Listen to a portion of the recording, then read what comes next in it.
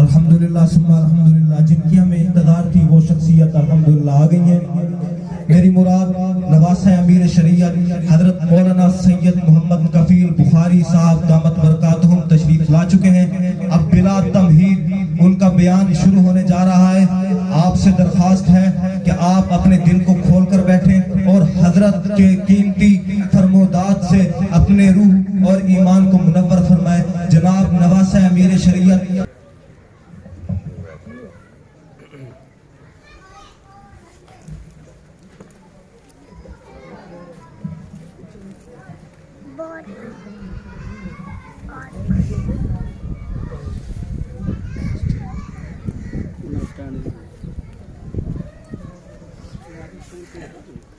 السلام علیکم ورحمۃ اللہ وبرکاتہ۔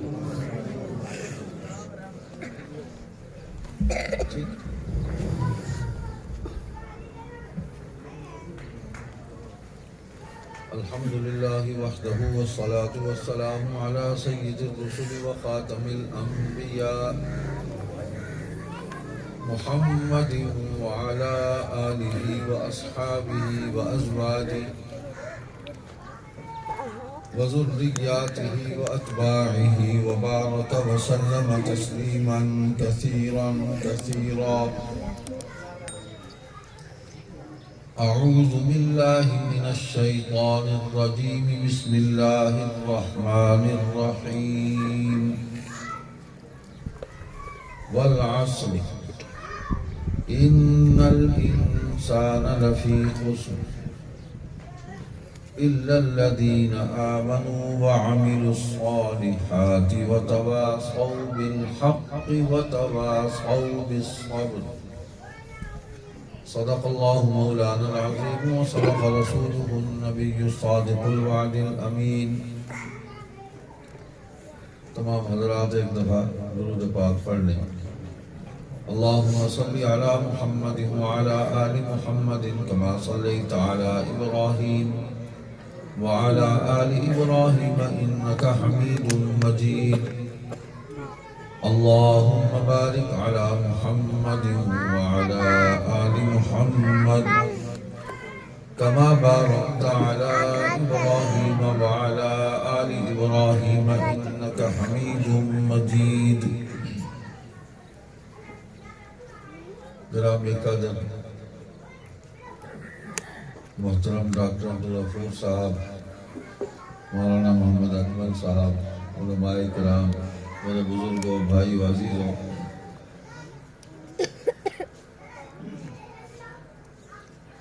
اس مسجد کا آغاز میرے سامنے ہوا اور یہاں پر کئی سال مسلسل میں حاضری دیتا رہا، جمعوں پر بھی آتا رہا۔ الحمدللہ آپ حضرات نے محنت کر کے توجہ دی تو مسجد کی کوئی شکل بن گئی۔ الحمدللہ اللہ کا شکر ہے کہ مسجد آباد بھی ہے، لیکن اس کو زیادہ آباد کرنے کی ضرورت ہے۔ میری ذمہ داریاں کچھ زیادہ ہو گئی، اس لیے یہاں حاضری بھی کم ہو گئی۔ طویل وقفے کے بعد آج یہاں حاضر ہوا ہوں۔ اللہ تبارک و تعالی آپ کی محنت کو قبول فرمائے۔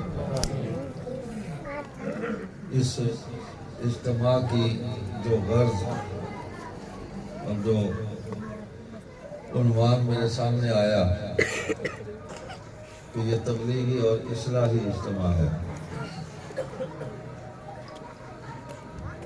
اللہ تبارک و تعالی نے جو دین ہمیں عطا فرمایا، دین اسلام، اس دین نے قیامت تک باقی رہنا ہے، اور دین اسلام کی دعوت، اس کی تبلیغ، اس کی نشر و اشاعت یہ قیامت تک چلتی رہنی ہے۔ اللہ تعالیٰ نے اپنے دین کی حفاظت کے لیے بھی وہ ہماری ذمہ داری نہیں لگائی، بلکہ اس دین کی حفاظت بھی اپنے ذمہ لی۔ اللہ تعالیٰ نے اپنے آخری نبی، آخری رسول، محبوب کریم سید الاولین والآخرین محمد رسول اللہ صلی اللہ علیہ وسلم کو اس دنیا کے اندر نبوت اور رسالت مکمل کر کے اس دنیا کے اندر بھیجا، کتاب مکمل کر کے اس دنیا کے اندر بھیجا، اور امت بھی وہ عطا فرمائی جو قیامت تک چلے گی، اور حضور کی نبوت اور رسالت ہی قیامت تک چلے گی۔ اللہ کی مخلوق آپ صلی اللہ علیہ وسلم کی تعلیمات سے ہی ہدایت حاصل کر سکتی ہے، کر رہی ہے اور کرتی رہے گی۔ آپ علیہ السلام بنی نوع انسان کی طرف بھیجے گئے ہیں، کسی خاص علاقے کی طرف نہیں بھیجے گئے، خاص وقت کے لیے نہیں بھیجے گئے۔ بنی نوع انسان کی طرف تمام زمانوں کے لیے، تمام مخلوق کے لیے اللہ تعالیٰ نے حضور صلی اللہ علیہ وسلم کو اس دنیا میں بھیجا، اور آپ جو نظام لے کے آئے، جو نصاب لے کے آئے، وہ کسی ایک زمانے تک محدود نہیں ہے۔ ہر زمانے کے لوگ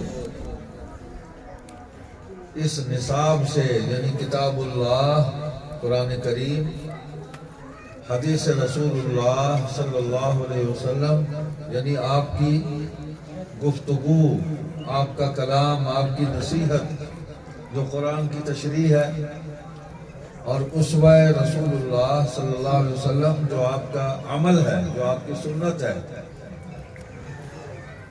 اور صحابہ کرام کی جماعت جنہوں نے آپ کی نگرانی میں دین پر مکمل عمل کیا، یہ ہماری بنیادیں ہیں، ہمارے لیے حجت ہیں۔ یہ قیامت تک انہی بنیادوں پر یہ امت قائم رہے گی۔ امت کا جو گروہ بھی اس میں سے کسی ایک بنیاد کو بھی چھوڑ دے گا، وہ گمراہ ہو جائے گا، خود نکل جائے گا دین کے دائرے سے، ایمان کے دائرے سے خود نکل جائے گا۔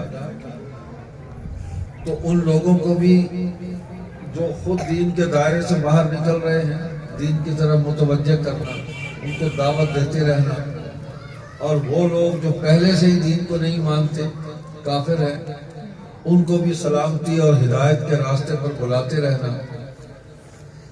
یہی اس دین کا مقصد ہے، یہی اللہ تبارک و تعالیٰ چاہتے ہیں کہ مخلوق کو ہر طرح سے اس کو محبت اور اخلاق کے ساتھ دین کی دعوت دے کر دین کی طرف بلایا جائے، اور ان کے دلوں میں ایمان کی شمع کو روشن کیا جائے۔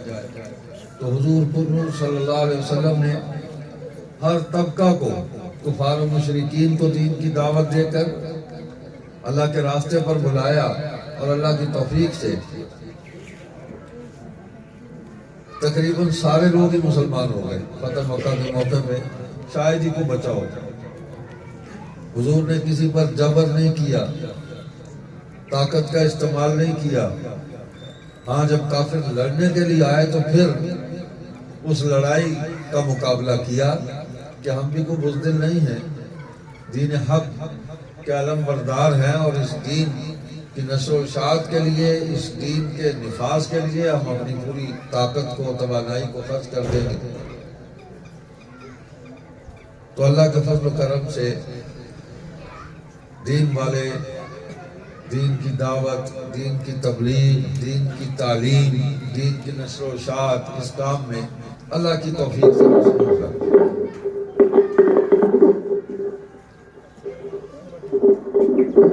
کیا ہو گیا تمہیں بیٹھے بیٹھے؟ آواز نہیں جا رہی لوگوں کی؟ آپ تک تو آ رہی ہے، آپ سن رہے، بس چھوڑیں۔ میں نے جو سورت پڑھی ہے یہ قرآن کریم کی مختصر ترین سورت ہے، لیکن اتنی جامع ہے کہ اس کے اندر اللہ تبارک و تعالیٰ نے ایمان والوں کے لیے بہترین اصول عطا فرمائے ہیں، کامیاب زندگی گزارنے کے لیے اور آخرت میں کامیابی حاصل کرنے کے لیے۔ فرمایا والعصر، قسم ہے زمانے کی، ان الانسان لفی خسر، بے شک انسان جو ہے وہ نقصان میں ہے، خسارے میں ہے۔ لیکن کون خسارے میں نہیں؟ الا الذین آمنوا وعملوا الصالحات، جو ایمان لائے اور انہوں نے اچھے کام کیے. وتواصوا بالحق، حق کی تلقین کرتے رہے. وتواصوا بالصبر، صبر کی تاکید کرتے رہے. تو یہ ایک مومن اور ایک مسلمان کی بہترین صفات ہے. صرف ایمان لانا کافی نہیں ہے.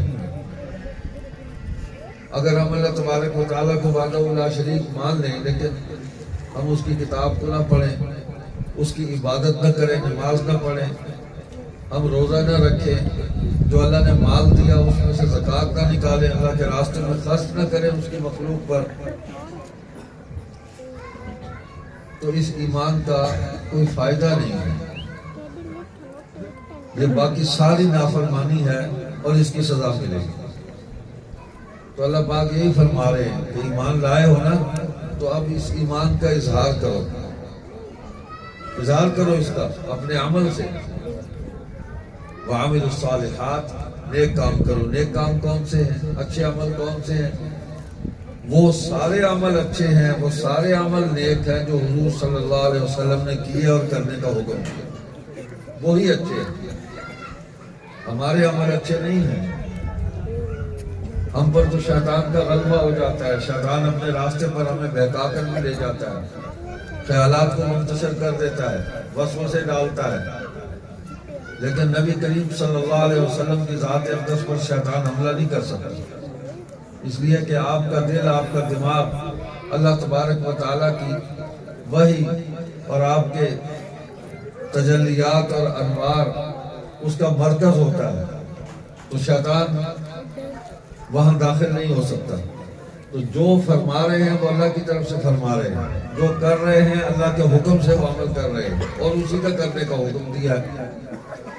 تو حضور علیہ الصلوۃ والسلام کی ساری باتیں اچھی ہیں، آپ کے سارے عمل اچھے ہیں. اس لیے فرمایا لَقَدْ كَانَ لَكُمْ فِي رَسُولِ اللَّهِ أُسْوَةٌ حَسَنَةٌ، تمہارے لیے جو بہترین نمونہ ہے عمل کا، جو بہترین چال ہے چلنے والی، وہ رسول اللہ صلی اللہ علیہ وسلم کی چال ہے، آپ کا عمل ہے، وہ نمونہ ہے آپ کے لیے. یہ پوری امت کو اللہ تبارک و تعالیٰ نے ایک اصول عطا فرما دیا کہ اس سے ہٹ کر کوئی بھی چلے گا گمراہ ہو جائے گا. جو مانتا ہی نہیں وہ پہلے ہی گمراہ ہے. جو مان کر اپنی مرضی کرتا ہے، اللہ کا حکم مانتا ہے، اللہ کو بھی مانتا ہے، لیکن عمل نہیں کرتا، عمل اپنی مرضی سے کرتا ہے، دین میں گڑبڑ کر جاتا ہے، تو وہ گمراہ ہوتا ہے.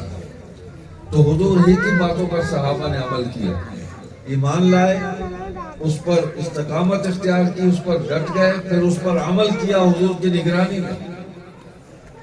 حضور کی نگرانی میں امتحان ہوا، اللہ نے امتحان لیا ہر قدم پر، ہر ماحول میں.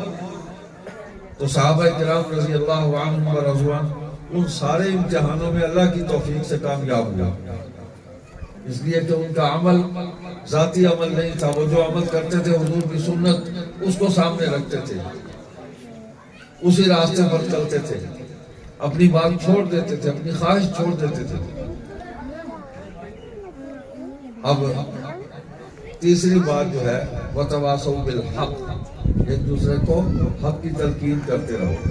یہ سبق کو بار بار دہرانے اور یاد کرنے کی بات ہے.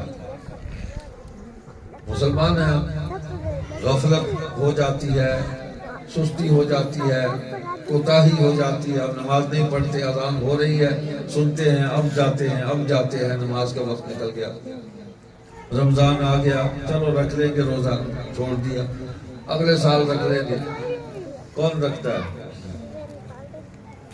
تو اللہ تبارک و تعالیٰ نے اس میں یہ جو ہمیں سبق دیا کہ ایک دوسرے کو حق کی تلقین کرتے رہو، دعوت دیتے رہو، اس کو یاد دہانی کرواتے رہو. مسلمان کے لیے یاد دہانی ہے کہ وہ بھولا ہوا سبق یاد کر لے، بھولا ہوا کام وہ کر لے، اور محبت سے اس کو یاد دلایا جائے. لڑائی اور غصے سے نہیں، محبت سے یاد دلایا جائے تاکہ بات میں اثر ہو، اور گفتگو جو کی جائے اس کے اندر دلیل ہو، اس کے اندر نصیحت ہو، اس کے اندر بھلائی اور خیر خواہی ہو. سننے والا اس کو یقین آ جائے کہ یہ جو آدمی مجھے اچھے کام کی طرف بلا رہا ہے، اتنے اچھے انداز میں بلا رہا ہے، اس سے زیادہ میرا خیر خواہ کوئی نہیں ہے، اس کو یقین آ جائے یہ میرا بہت ہی خیر خواہ ہے۔ تو مسلمان کو یاد دہانی ہے، کافر کو تبلیغ ہے، دین کی دعوت بھی ہے، دین پہنچانا بھی ہے، تبلیغ بھی ہے اس کی، کہ اس کے سامنے راستہ سجایا جائے دین اسلام کا، دلکشی پیدا کی جائے اپنی گفتگو سے اور اپنے عمل سے، کہ وہ اس راستے پر آ جائے، اسے جہنم کی آگ سے بچایا جائے، جیسے حضور صلی اللہ علیہ وسلم نے اپنے خاندان کے لوگوں کو بلایا، سب سے پہلے منظر عشیرتک الاقربین، ان کو دین کی دعوت دی، اپنے گھر والوں کو، اپنے عزیزوں کو، برادری کو، رشتہ داروں کو، ان کو بلایا، ابو لہب کو بلایا، جناب ابو طالب کو بلایا، اور جو خاندان کے لوگ تھے، قریش کے جو سردار تھے برادری کے، بنو ہاشم کے، ان کو بلایا، کھانا بھی کھلایا، پھر دین کی دعوت بھی دی۔ دونوں کام ہیں، یہ سنت ہے کہ ان کا ذاتی طور پر بھی احترام کیا جائے، اکرام کیا جائے، ان کو عزت دی جائے، عزت سے بچھایا جائے، اور یہ اخلاق ہے۔ پھر اس اخلاق کے بعد ان کو پھر دین کی دعوت دی جائے تاکہ مؤثر ہو جائے۔ تو بدبخت تھے وہ جنہوں نے حضور علیہ السلام کے ان اخلاق سے، ان خوبصورت اعمال سے دین کی دعوت کو نہ سمجھا، اس تبلیغ کو قبول نہ کیا۔ تو دراصل ان کے دل میں حق اور سچ کی طلب ہی نہیں تھی، طلب ہی نہیں تھی۔ جن کے دل میں حق اور سچ کی طلب تھی وہ تلاش میں تھے کہ ہمیں صحیح راستہ مل جائے، اگر ہم بھٹکے ہوئے تو اللہ نے ان کو راستہ دکھا دیا، ان کو دکھا دیا اللہ نے۔ واللہ یدعو الی دار السلام ویہدی من یشاء الی صراط مستقیم، اللہ تمہیں بلاتا ہے سلامتی کے گھر کی طرف، اور جس کو چاہتا ہے اس کو ہدایت دیتا ہے۔ تو جس کے دل میں طلب ہوگی، جو سچائی کی تلاش میں ہوگا، اللہ اس کے لیے سچائی کے راستے آسان کر دے گا، روشن کر دے گا، اس کی نگاہ کے سامنے ہوں گے، اور اس پر چلنے کو دل کرے گا اس کا، وہ آ جاتے ہیں۔ تو اس طرح آ گئے، سب آ گئے، جو نہیں آئے مقابلے پر کھڑے ہوئے، ان کے دلوں پر انہوں نے بغاوت کی، اللہ نے مہر لگا دی کہ یہ چاہتے ہی نہیں ہے، تو پھر اب یہی ہے کہ یہ جہنم کا ایندھن بنے۔ وتواصوا بالصبر، چوتھی بات جو ہے وہ یہ ہے کہ دین کے اس کام میں، اس محنت میں مشکلات آئیں گی۔ ہم کیا، ہماری کیا حیثیت اور اوقات ہے؟ حضور صلی اللہ علیہ وسلم اللہ کے سب سے زیادہ محبوب بندے ہیں، تو سب سے زیادہ پریشانیاں، مصیبتیں، مشکلات آپ کو پیش آئی۔ اما عائشہ رضی اللہ تعالی عنہ، ان سے روایت ہے، مفہوم یہ ہے کہ انہوں نے پوچھا تھا کہ آپ کو دین کے راستے میں تکلیفیں آئی ہیں، کسی اور کو بھی اتنی آئی؟ ایک تو آپ نے طائف کے سفر کا ذکر فرمایا کہ وہ اس سفر میں مجھے اتنی تکلیف دی گئی کہ آج تک محسوس کرتا ہوں۔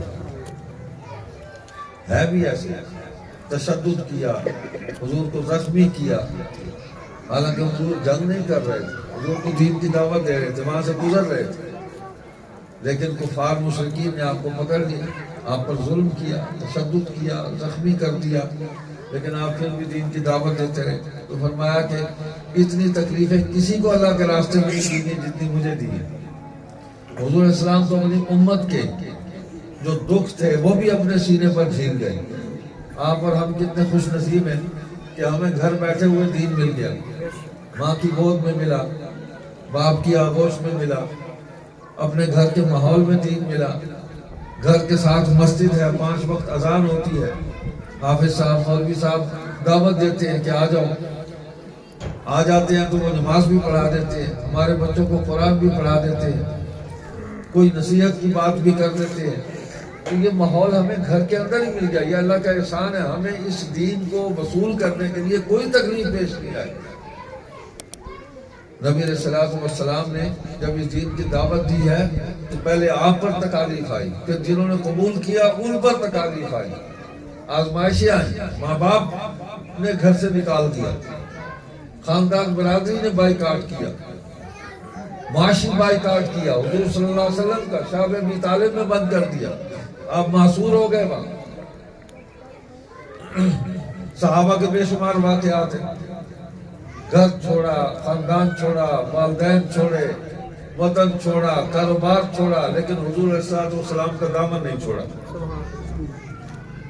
اس لیے نہیں چھوڑا، انہیں یقین تھا کہ جس ہستی کے ساتھ ہم وابستہ ہوئے ہیں وہ جو فرما رہے ہیں سچ فرما رہے ہیں، اور جو کرنے کا حکم دے رہے ہیں اسی میں ہماری خیر اور بھلائی ہے، اس کے علاوہ کسی اور بات میں ہماری خیر خواہی نہیں ہے، پورے یقین کے ساتھ۔ تو ہر آزمائش سے گزر گئے، جان دینی پڑی، جان دے دی، لیکن ایمان ہاتھ سے نہیں جانے دیا۔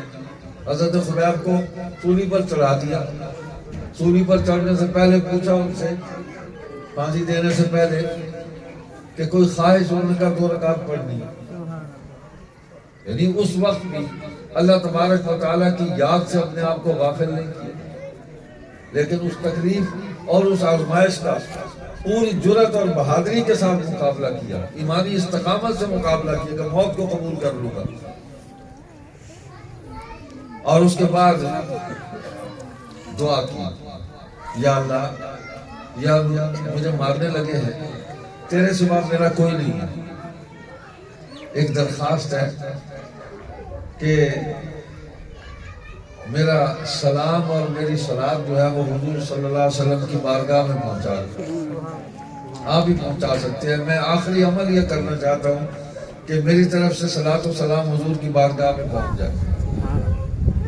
تو انہوں نے جو درود پڑھا تو وہ فرشتہ لے کر حضور کی بارگاہ میں پہنچا، سلام پہنچایا کہ آپ کے ایک جانثار اور فداکار نے موت کو سینے سے لگانے سے پہلے یہ آپ کی خدمت میں ہدیہ بھیجا ہے۔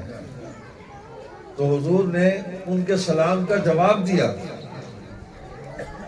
علیکم علیہ السلام۔ تو میرا تو ایمان ہے کہ جس طرح حضرت خبیب رضی اللہ تعالیٰ عنہ کا سلام فرشتہ لے کے حضور کی بارگاہ میں پہنچا اور حضور نے سنا اور اس کا جواب دیا، پھر حضور کا جواب بھی لے کر اس کے پاس یقیناً پہنچا ہو، اور حضور کی طرف سے یہ جو دعا سلام کی واپسی کی دعا ملی، سلامتی کی، اس کے مستحق بنے، اس کی روح نے وہ سلام کا جواب یقیناً سنا ہوگا۔ تو آزمائشوں سے گزر گئے لیکن دین کو نہیں چھوڑا۔ تو دین کے راستے میں مشکلات آئیں گی، آزمائشیں آئیں گی، پریشانیاں آئیں گی، ممکن نہیں ہے۔ اسلام تو دین حق ہے۔ میں تو یہ کہتا ہوں کہ دنیا کے اندر کفر بھی اگر کسی نے پھیلانا ہے نا، کوئی بھی نظریہ ہے، اس کے راستے میں بھی اس کو مشکلات آئیں گی۔ جب تک قربانی نہیں دے گا اس وقت تک اس کی بات کو پذیرائی نہیں ملے گی۔ آپ دنیا کے انقلابات دیکھ لیں، روس کے اندر انقلاب آیا، 1917 میں انقلاب آیا، دہریت کا، کمیونزم کا انقلاب آیا، انکار خدا کا جھنڈا بلند کرنے والے جو ہیں وہ آگے، اللہ نے ان کو اقتدار دے کر بھی آزمایا نا، کہ اتنی نعمت تمہیں دی ہے، اب بھی میرے پاس آ جاؤ، میرے ساتھ تعلق قائم کر لو۔ لیکن قربانی دی ہے انہوں نے، جان دینی پڑی ہے ان کو، خون بہایا انہوں نے۔ چین میں موضوع کو بھی انقلاب لے کے آیا، لانگ مارچ اس نے کیا، لاکھوں لوگوں کو ساتھ لے کے چلا، ہزاروں لوگ جو ہے وہ مرے اس انقلاب کے اندر، تب جا کے اسے کامیابی ہوئی اور ملک کے اندر اس کو حکومت ملی، اور وہ جو اپنی مرضی کا ایک نظام انہوں نے بنایا تھا اس کو انہوں نے نافذ کیا۔ فرانس کا انقلاب ہے، امریکہ کو آزادی ملی، خود یہاں اس بر صغیر پاک و ہند میں انگریزوں سے جو آزادی ملی ہے یہ قربانی کے نتیجے میں ملی ہے۔ علماء کو جس طرح توپوں کے سامنے رکھ کے اور گولے مار کے ان کے جسم کے چیتڑے اڑائے گئے، دہلی کے بازاروں میں درختوں کے ساتھ ان کی لاشوں کو لٹکایا گیا، کس کس کا نام لیا جائے؟ ایک مولانا محمد جعفر تھانیسری ہے رحمۃ اللہ علیہ، ایک بڑے سارے بکسے میں ان کو بند کیا اور بحری راستے سے ان کو وہ کالا پانی انڈمان کے جزیرے میں ان کو لے گئے، اسی بڑے باکس کے اندر وہ پیشاب کرتے تھے، اسی میں وہ بیچارہ نمازیں پڑھتا تھا۔ کتنا وقت لگا اس کو وہاں پہنچتے ہوئے، تو اس کو موت کی سزا سنائی تھی مولانا محمد جعفر تھانی شری کو رحمۃ اللہ علیہ کو۔ تو جب انگریز جج نے ان کو موت کی سزا سنائی تو انہوں نے جواب میں زوردار کہا لگایا، زنجیروں میں جکڑے ہوئے تھے، عدالت میں کھڑے تھے۔ انہوں نے کہا کہ تجھے کوئی خوف نہیں ہے؟ تجھے موت کی سزا سنائی گئی ہے، تجھے پھانسی دیا جائے گا اور تو ہنس رہا ہے۔ اس نے کہا میں تیری بے وقوفی پر، کم عقلی پر، تیری جہالت پر ہنس رہا ہوں۔ یہ تو نے کیا سمجھ لیا کہ زندگی اور موت تیرے اختیار میں ہے؟ یہ زندگی اور موت تو اللہ کے اختیار میں ہے، اسی نے زندگی دی ہے، اسی نے موت دینی ہے۔ میں تو کچھ اور دیکھ رہا ہوں کہ میرا اللہ اس بات پر بھی طاقت اور قدرت رکھتا ہے، علی کل شیء قدیر ہے، کہ تو جو مجھے موت کی سزا سنا رہا ہے، اس سزا کا مستحق تو بن جائے اور میں بن جاؤں۔ اللہ مجھے زندگی دے دے اور تجھے موت سے ہمکنار کر دے۔ یہ اس جج کو انہوں نے کہا۔ یہ سارا سفر بھی طے کیا، پھر وہ وقت آیا کہ وہ وہاں سے ان کی قید ختم ہوئی، وہ سزائے موت جو ہے وہ بعد میں عمر قید میں تبدیل ہوئی، کئی برس وہاں رہے، وہاں سے پھر واپس آئے تو اس انگریز جج کو کسی نے قتل کر دیا تھا۔ ان کے عدم موجودگی میں کسی نے اس انگریز جج کو قتل کر دیا، ان کی سزائے موت عمر قید میں تبدیل ہوئی، سزا پوری کی، واپس آئے ہندوستان۔ تو قربانی کے نتیجے میں آج ہم ایک آزاد ماحول میں ہیں۔ یہ ان لوگوں کو گمنام لوگ پتہ نہیں کتنے ہیں، ہزاروں لوگ ہیں گمنام، انہوں نے اللہ کی رضا کی خاطر ایک جابر سلطنت سے انہوں نے مقابلہ کیا اور اس سے ٹکرا گئے۔ تو قربانی کے بغیر کچھ نہیں ہے۔ تو آج ہم اذان ہوتی ہے تو صبح کے وقت گرم بستر چھوڑنا بڑا مشکل ہوتا ہے، تو قربانی دیں۔ اللہ بڑا راضی ہوتا ہے جب اس بستر کو چھوڑ کے مسجد کی طرف آ جاتا ہے، اٹھ جاتا ہے، نماز پڑھنی ہے، وضو بنا لیتا ہے۔ اللہ اکبر۔ تو دینی اعمال کو زندہ کرنا، حضور صلی اللہ علیہ وسلم کی سنتوں کو زندہ کرنا، اور اس کے مقابلے میں جو اعمال ہیں، اس کے مقابلے میں جو افکار اور نظریات ہیں، ان کا مقابلہ اپنے عمل سے اور ایمانی استقامت کے ساتھ کرنا ہے، لڑائی جھگڑے سے نہیں۔ میں اس پر ایمان رکھتا ہوں، میرا عقیدہ ہے، میں اس پر قائم ہوں، کچھ بھی ہو جائے میں نے نماز پڑھنی ہے۔ آپ دیکھیں نا کہ اگر کفار و مشرکین نے حضور صلی اللہ علیہ وسلم کو بیت اللہ شریف میں نماز نہیں پڑھنے دی، روک دیا، حضرت ابو بکر صدیق رضی اللہ تعالیٰ عنہ کو روک دیا، تو حضرت ابو بکر نے گھر میں مسجد بنا لی، گھر میں نماز پڑھتے تھے کہ جب موقع ملے گا، جب اللہ تعالیٰ راستے آسان کرے گا تو بیت اللہ میں بھی جائیں گے۔ نبی علیہ الصلوۃ والسلام دار ارقم میں نمازیں پڑھتے تھے، ایک صحابی تھے ارقم، انہوں نے اپنا گھر دے دیا، اللہ کے نام پہ وقف کر دیا، یہاں نمازیں پڑھو۔ تو حضور صلی اللہ علیہ وسلم وہاں نماز بھی ادا فرماتے تھے، وہاں دین کی تبلیغ بھی کرتے تھے۔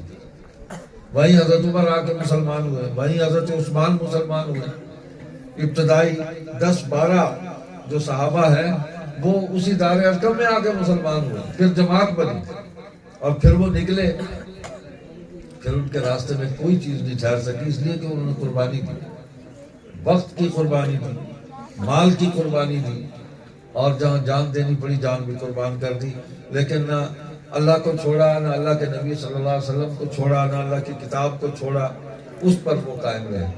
تو آج جتنے بھی ہمارے ماحول کے اندر دین کے خلاف باتیں ہمیں نظر آتی ہیں، دین کے مقابلے میں جو نظریات ہیں، جو افکار موجود ہیں، جو نظام موجود ہے، ہمارا ان سے کوئی تعلق نہیں۔ ہمیں کم از کم اپنی زبان سے تو ان کا انکار کرنا چاہیے، اور اپنے عمل سے ثابت کرنا چاہیے کہ ہم اس پر عمل نہیں کر رہے، ہم اپنے دین پر عمل کر رہے ہیں۔ یہی عمل جو ہے ہمارے کام آئے گا، اور جو مشکلات ہیں ان پر صبر، اور صبر کے نتیجے میں اللہ کی مدد آئے گی۔ حضور صلی اللہ علیہ وسلم کے لیے مدد آئی، حضور کے صحابہ کے لیے مدد آئی۔ اللہ فرماتے ان اللہ مع الصابرین، بے شک اللہ جو ہے وہ صبر کرنے والوں کے ساتھ ہے۔ استعینوا بالصبر والصلاۃ، مدد لو صبر اور صلاۃ سے، نماز سے مدد لو۔ تو یہ دو ہتھیار ہیں ہمارے پاس جو ہلاکت خیز ہتھیار نہیں ہیں، اس سے انسانیت کا کوئی نقصان نہیں ہے۔ صبر اور صلاۃ دو ہتھیار ہیں، کتنے پرامن ہتھیار ہیں کہ ان ہتھیاروں کو اگر ہم استعمال میں لائیں تو معاشرے کے اندر امن قائم ہو جائے گا. صبر کریں اور اللہ سے مدد مانگیں، نماز پڑھیں، دعا کریں، اللہ سے مدد مانگیں، اللہ کہتا ہے میں مدد کروں گا. تو ماحول جو ہے وہ سلامتی والا بن جائے گا، امن اس کے اندر آ جائے گا، ہدایت اس کے اندر عام ہو جائے گی. اس کی ضرورت ہے. یہ مساجد، یہ مدارس، یہ دین کے مراکز ہیں، اور مسجد ہی ہماری اول و آخر جو تربیت گاہ ہے، یہی بڑا مرکز ہے. حضور صلی اللہ علیہ وسلم کے دور میں مسلمانوں کے اجتماعی معاملات مسجد کے اندر ہی ہوتے تھے.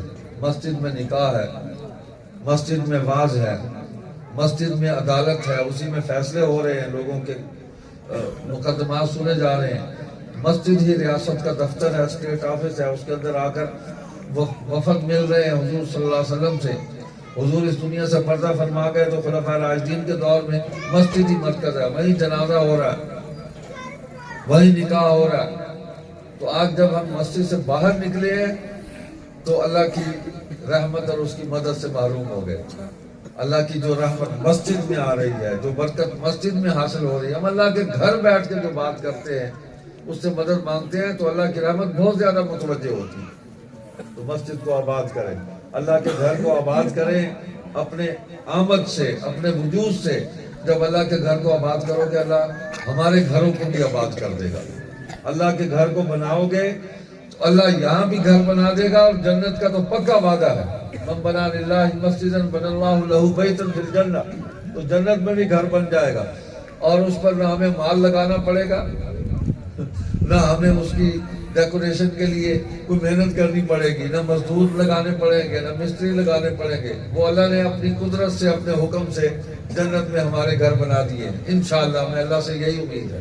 حدیث میں آتا ہے کہ اللہ فرماتے ہیں مجھ سے اچھی امید رکھو، اچھا گمان کرو، اچھی آرزو وابستہ کرو. جیسی مجھ سے امید رکھو گے ویسے ہی معاملہ تم سے کروں گا.